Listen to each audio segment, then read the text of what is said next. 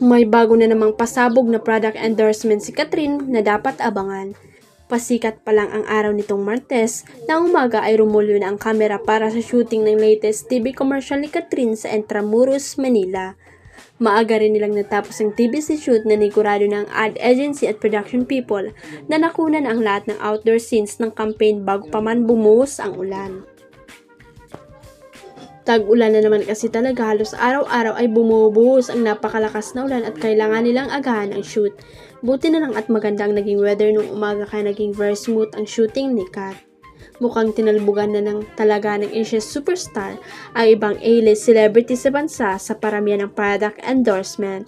At in fairness kay Kat, piling-pili ang brands na ini-endorse niya, hindi siya basta-basta nag-yes sa mga brand.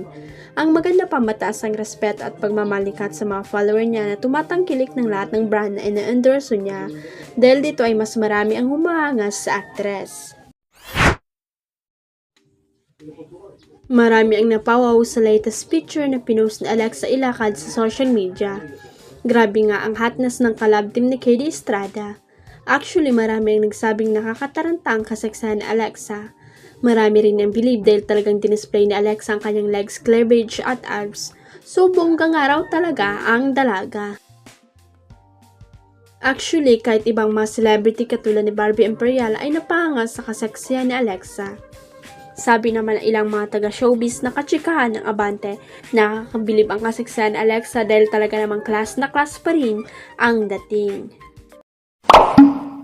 Huwag kalimutang i-click ang subscribe button at i-ring ang notification bell para sa latest at legit chika updates.